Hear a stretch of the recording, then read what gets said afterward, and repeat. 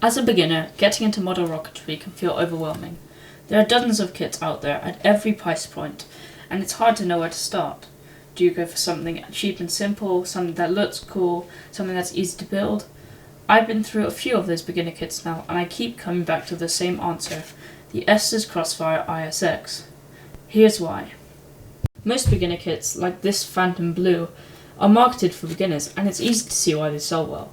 No painting, minimal assembly, and they're ready to fly quickly. But that's exactly the problem.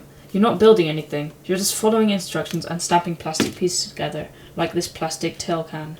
You don't learn how to use a knife, how to sand, how to paint, and when it's done, it doesn't really feel like your own rocket, which is why the Crossfire is so great. So the Estes Crossfire is a skill level 1, or intermediate kit, which means it's aimed at beginners, but it actually makes you build something.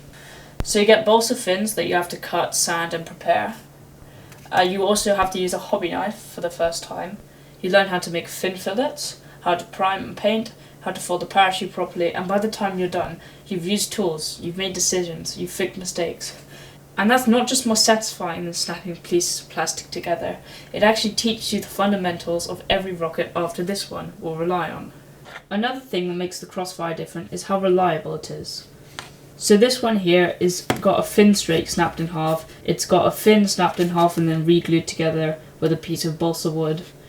The paint job is, generously speaking, a learning experience, and we're not going to discuss the parachute situation.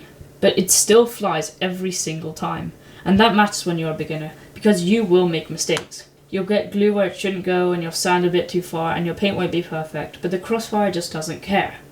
It flies anyway, and it flies well, and that's exactly the kind of confidence to boost a beginner to stick to the hobby. You can really see what kind of skills you learn from this rocket. Here's one that I built as my first ever rocket, so as you can see, it's not got the best fins. The paint job is questionable, and it's not the most aerodynamic thing.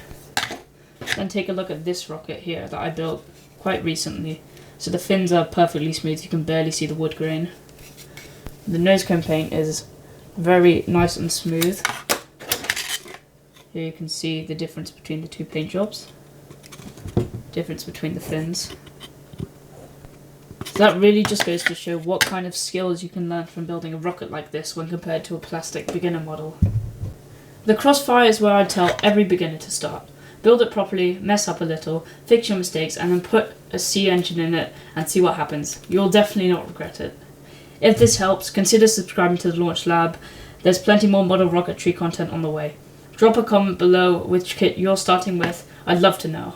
And don't forget to subscribe.